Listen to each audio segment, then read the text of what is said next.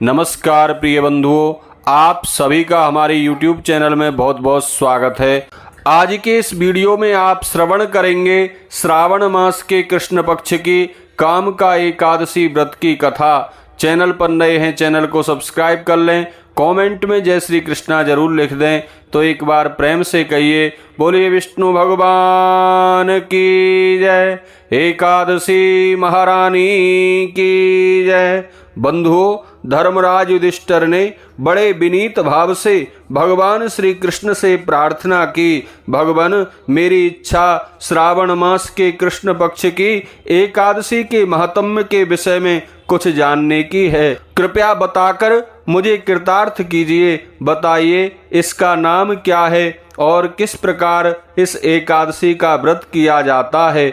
मधुसूदन भगवान श्री कृष्ण ने उत्तर में कहा, राजन, इस विषय में भीष्म पितामह ने लोकहित की इच्छा से नारद जी को बताया था। नारद जी ने एक बार उनसे पूछा था, पितामह, आज मैं श्रावण मास के कृष्ण पक्ष की एकादशी के बारे में कुछ जानना चाहता हूँ, अतः विधि सहित इसके विषय में बताने की कृपा कीजिए। नारद जी की बात सुनकर भीष्म पितामह ने कहा, नारद जी, आपने मुझसे अत्यंत सुंदर प्रश्न किया है, अब ध्यान पूर्वक इसका उत्तर सुन लीजिए। श्रावण कृष्ण पक्ष की एकादशी को कामका एकादशी कहते हैं। इसके महात्म्य के सुनने मात्र से वाजपेय यज्ञ का फल प्राप्त हो जाता है।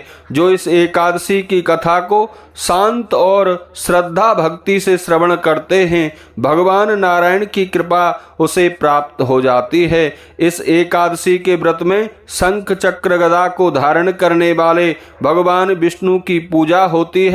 जो कोई इस दिन धूप दीप नैवेद्य आदि से विधि पूर्वक भगवान विष्णु की पूजा करता है, उसे गंगा स्नान के फल से बड़ा फल प्राप्त हो जाता है।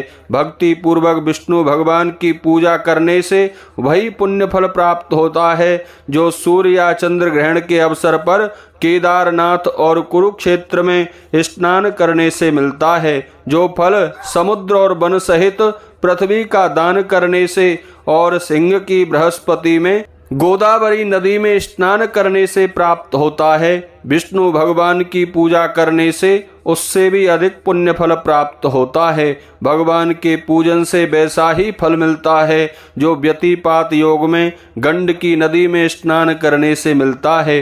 विष्णु भगवान की पूजा का फल इस संसार में सबसे अधिक है। श्रावण कृष्ण पक्ष की एकादशी के व्रत का फल भी उससे कुछ कम नहीं है। सो यदि किसी कारणवश भक्ति के साथ भगवान की पूजा ना बन पाए तो इस एकादशी का व्रत अवश्य कर लेना चाहिए। बछड़ा सहित गौ को आभूषणों से सजाकर दान करने से जो फल मिलता है वही कामका एकादशी का व्रत करने से मिल जाता है। श्रावण कृष्ण पक्ष की कामका एकादशी का व्रत करके विष्णु भगवान की पूजा करने से सभी देवता, नाग, किन्नर, पितृ आदि की पूजा हो जाती है।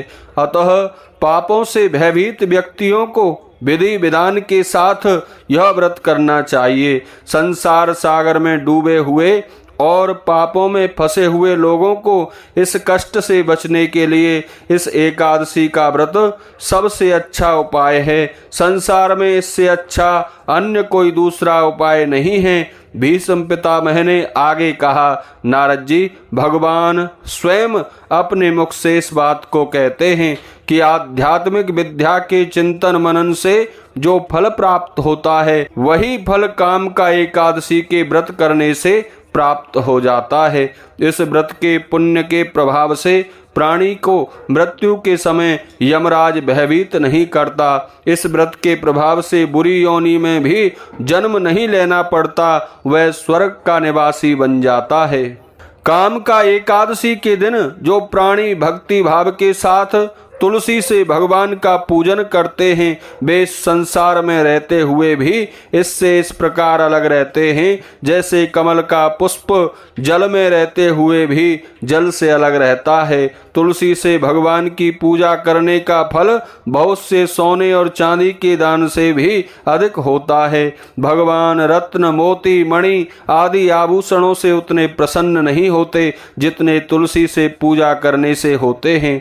जो उनकी पूजा तुलसी दलों से करता है उसके सभी पाप कट जाते हैं। भीष्म पितामह ने कहा, नारद जी, मैं भगवान को प्रिय लगने वाली तुलसी को प्रणाम करता हूँ। तुलसी के दर्शन कर लेने भर से मनुष्य के सब पाप नष्ट हो जाते हैं और यदि तुलसी का स्पर्श कर लिया जाए तो मनुष्य का शरीर पवित्र हो जाता है।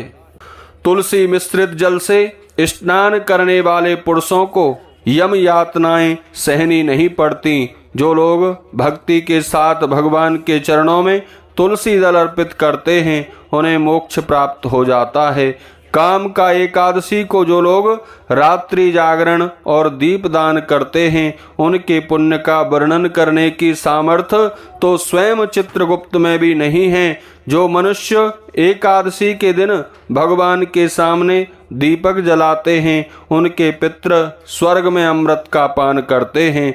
जो मनुष्य भगवान के सामने घी या तिल के तेल का दीपक जलाते हैं उन्हें सूर्यलोक में भी हजारों दीपकों का प्रकाश प्राप्त होता है। प्रत्येक मनुष्य को इस एकादशी का व्रत करना चाहिए। जो कोई इस व्रत को करता है वह ब्रह्म हत्या जैसे महापापों से छुटकारा प्राप्त कर लेता है। इस लोक में सुखपूर्वक जीवन बिताकर अंत में विष्णु लोक को चला जाता है। इस महात्म्य की कथा को जो कोई श्रद्धा से पढ़ता अथवा सुनता है उसे स्वर्ग लोक की प्राप्ति हो जाती है। बोलिए विष्णु भगवान की जय।